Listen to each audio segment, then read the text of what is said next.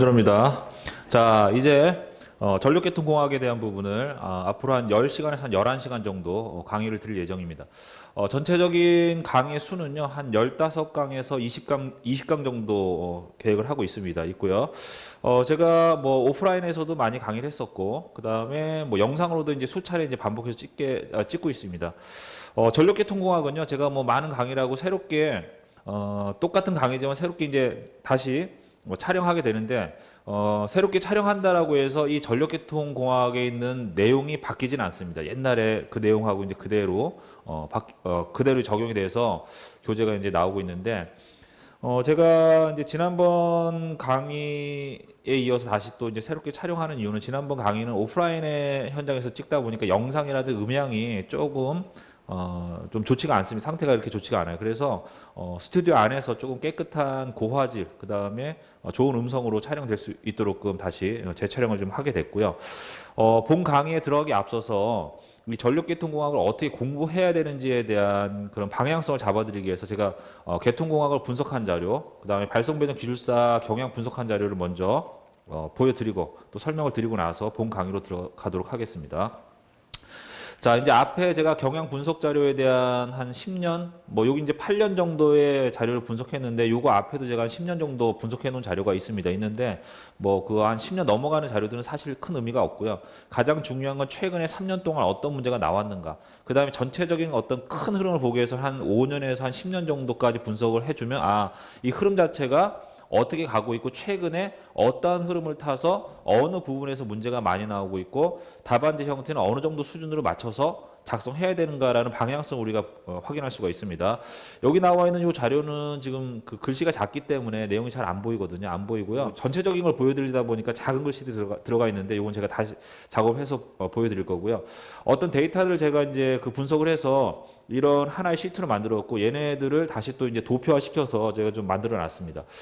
여기 보시면 뭐 우리가 발성배정 기술사에서 기본서를 삼는 게 송배정공학, 그 다음에 발전공학, 그 다음에 전력계통공학, 그 다음에 기타 등등의 어떤 기초 이론이라든지 뭐 발전 기초라든지 이런 내용을 가지고 공부를 하고 있습니다. 이렇게 돼 있고 이 색상을 보시면 송배정공학이 같은 한 권의 책이지만 전체 차지하는 면적이 상당히 넓다라는 거는 눈으로도 확연히 보이시죠? 송배정공학하고 전력계통공학, 그 다음에 발전공학은요, 책의 두께가 거의 비슷해요. 한 700에서 800페이지 정도 분량은 비슷한데, 같은 분량이라고 하더라도, 송배정공학은 상당히 많은 문제가 나오고 있고, 그 다음에 발전공학, 그 다음에 전력계통공학, 이런 형태로 되어 있습니다. 되어 있고, 나머지 기타 등등의 내용으로 되어 있는데요.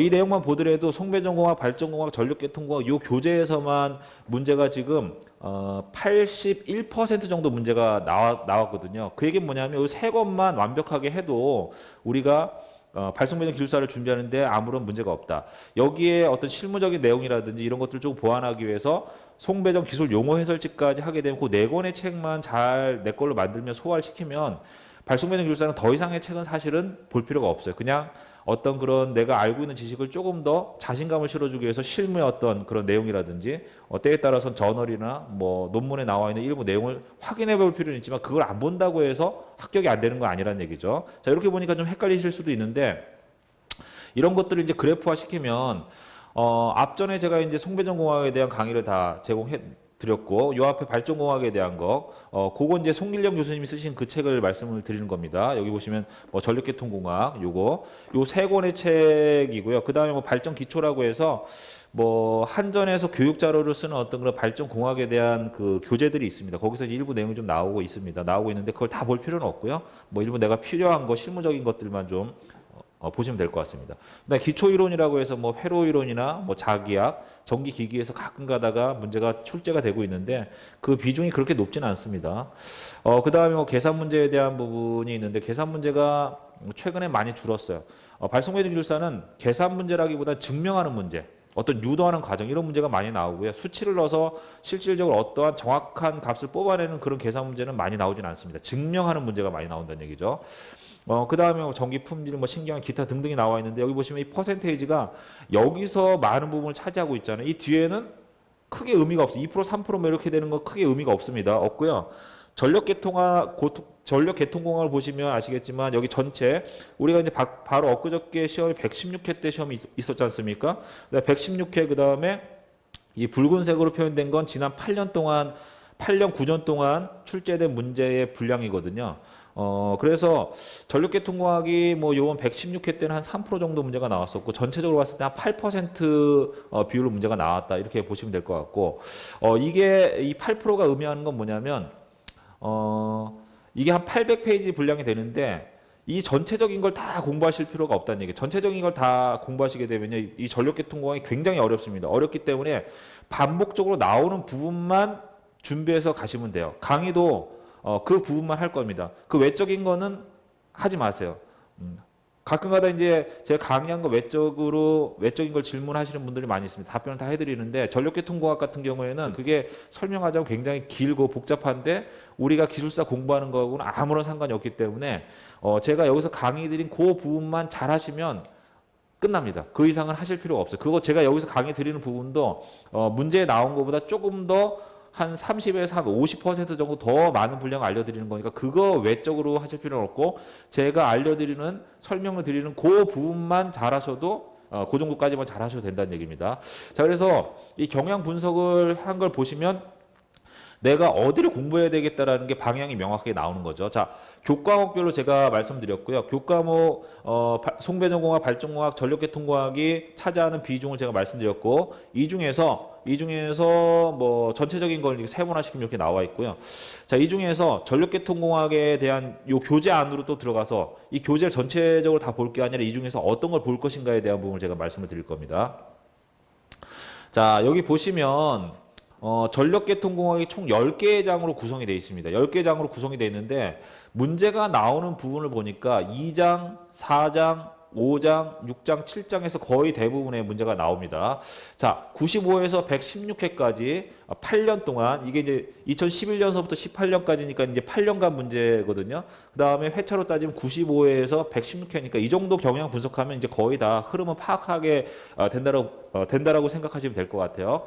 자, 이 한 8년치 문제를 분석해 보니까 전체 8년 동안에 이제 8% 전체 출제 비중의 8%를 차지하는데 그 중에서 2장의 전력 계통의 표현과 기초에서 1%가 나왔고 그 다음에 조류 계산에서 1%, 그 다음에 유효 전력 주파수 제어 PF 컨트롤에서 2%, 그 다음에 전력 계통의 경제적 운영에서 2% 정도, 그 다음에 전환 무효 전력 제어 이게 QV 컨트롤이거든요. 여기서 2% 정도 나왔고요. 그 다음에 기타 등등에서는 문제가 거의 나온 내용이 없고 8장 같은 경우 9장 같은 경우에는 전력계통의 안정도에 관련된 문제인데 이 전력계통의 안정도에 관련된 문제는 송배전공학하고 한 80% 정도 중복이 됩니다. 중복이 되지 않는 건 뭐냐면 전압 안정도에 대해서 여기서 좀 설명해 놨는데 그 부분만 제가 설명을 드릴 거예요. 그 나머지 내용은 필요가 없다는 얘기죠.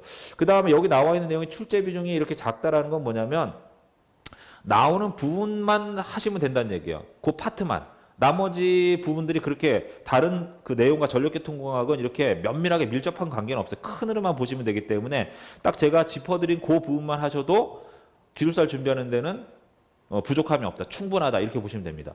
그래서 저도 이제 강의를요, 2장, 4장, 5장, 8장, 6장을 중심으로 할 거고요.